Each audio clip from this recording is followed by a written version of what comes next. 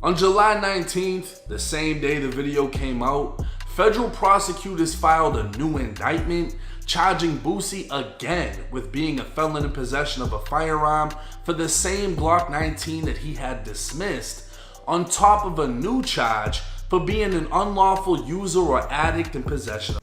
What's up with the gang? Y'all already know we back with another video. We about to react to Boosie getting indicted by the feds one more again. Like, you know they're not playing. They want him. So they snatched him back up, and it's even pettier than the first one. It's the same charge, but this time they want to add the handgun and having drugs. I mean, being a drug addict. Like, bro, what the fuck? So, shit, we about to see what they talking about. If y'all enjoyed the video, if y'all could leave a like, subscribe if you're not. You feel me? Shout out to 1090 JEOS. You already know for this video. You feel me? Man, what's up, everybody? Welcome back to another episode of EOS. It's 1090 Jake. I'm rocking with y'all rocking with me. And for this video, we're gonna be speaking on Boosie again, because yesterday I dropped a video on Boosie beating the feds, like literally beating the feds. Case dismissed, thrown out, whatever. He's good. He goes down to Orlando, Universal Studios, 30 family members with him, flew the whole fam out. And then boom, we get the news that Boosie has been re-indicted. On July 24th, 2024, Boosie took to Instagram with his family at Orlando's Volcano Bay. This celebration vacation would come after his federal gun case was dismissed, but the feds just had to fuck it all up. Boosie would take to Twitter stating, "I'm on vacation with my family. My lawyer called me and said this federal prosecutor, M. Wheat, has indicted me again on the same charge and added a charge that I was a drug addict around a firearm. Shake my head. Why you didn't charge me with that the first time? The judges ruled at this point you're making this a circus. This has to be unconstitutional. This shows how far these devils will go to try and stop a successful black man with a voice. This man has a serious vendetta of hate against me.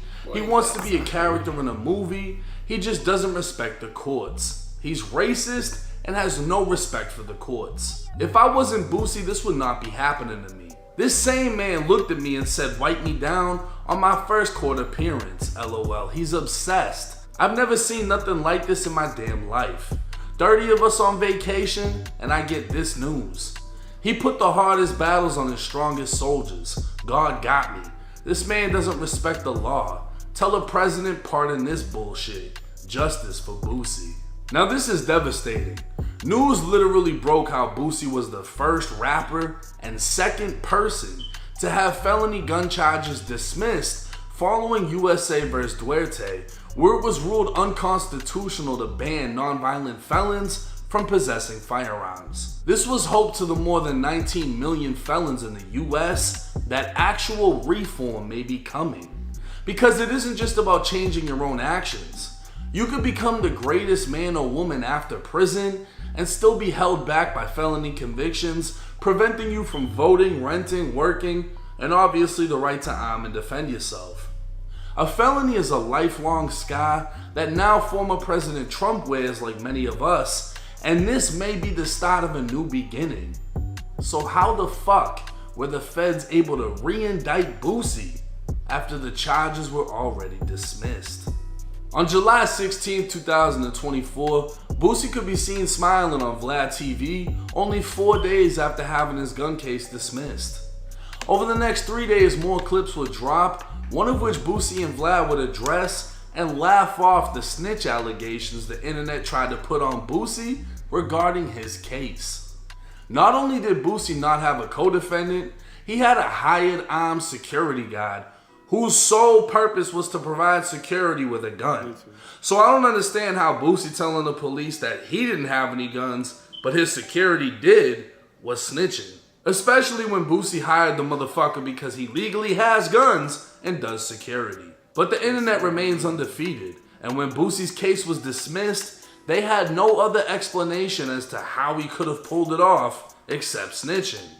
Well, here's the plot twist. On July 19th, the same day the video came out, federal prosecutors filed a new indictment charging Boosie again with being a felon in possession of a firearm for the same Glock 19 that he had dismissed, on top of a new charge for being an unlawful user or addict in possession of a firearm. We should have a The feds are now alleging that Boosie is an addict, as defined in Title 21 United States Code Section 802, which states, the term addict means any individual who habitually uses any narcotic drug so as to endanger the public morals, health, safety, or welfare, or who is so far addicted to the use of narcotic drugs as to have lost the power of self-control with reference to his addiction.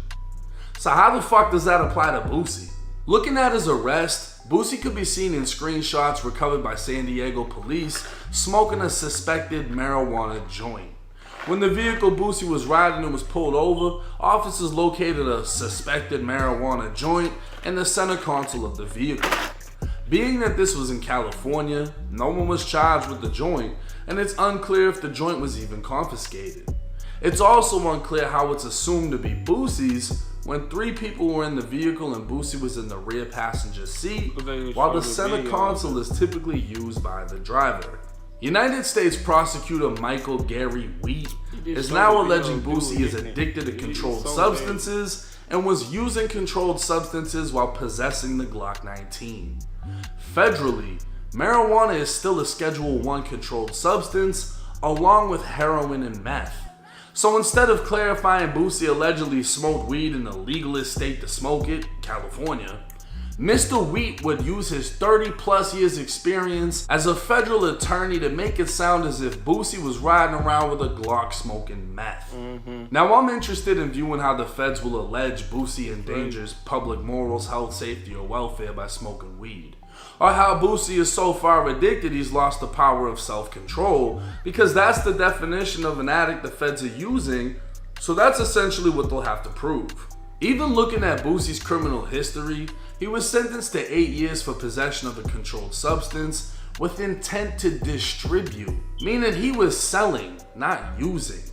He'd also be convicted of bringing drugs into prison after being caught trying to smuggle codeine.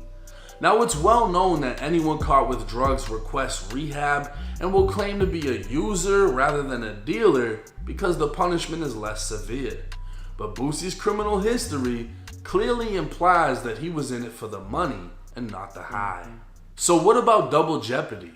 Double jeopardy prohibits anyone from being prosecuted twice for the same crime. But apparently, it doesn't apply until the jury has been sworn in and trial starts. The feds have a 98% conviction rate because almost every case ends in a plea deal before trial, and because Boosie's case never made it that far, the feds are apparently able to not only charge him again, but add on another crime. It's a dirty game. Prosecutors have requested Boosie turn himself in by noon on Wednesday the 24th, or they'd send U.S. Marshals after him. Imagine flying 30 members of your family down to Universal in Orlando to celebrate your freedom, and while at the theme park you get a call that you've been re-indicted and have to turn yourself into the feds immediately. Boosie's lawyer would file a motion to recall the warrant, which was granted, leaving Boosie with a court date on August 2nd. It's very possible they attempt to take him back into custody, forcing him to pay another 6-figure bond, and it's likely this case will take another 6 months plus to come to a conclusion. We'll just have to wait and see if Boosie is able to win his second fight against the feds. Now this has got to be one of the most bullshit moments in hip hop. You have the first rapper to win a Fed case based off of USA vs. Duarte, where they're saying, yeah, he's a felon, but he's non-violent. It's unconstitutional to ban him from firearms. And then you got this federal prosecutor who's been at this for 30 years that says, okay, well, we're going to re-indict him for the same gun that just got dismissed, and now we're going to add on that he's an addict because drugs and guns don't mix. So even if it's unconstitutional that he can't be around guns just for being a felon, well, we're going to portray him to be a fucking junkie, and that way we can make this stick. But I don't understand how that works, because clearly using marijuana doesn't affect any of the things that they say in the definition of being an addict. And obviously, Boosie is very much in control. He has self-control. He's a successful... I ain't gonna cap, the feds crazy with it. And the worst part about it is they trying to make dudes seem like a crackhead. Like, that's crazy, yo. They like, what? Like, I mean, we gonna see what happened, but feel me? Shout out to Boosie. Feel me? Shout out to 1090 Jake for the video. If y'all did enjoy it, if you leave a like, subscribe. Till next time.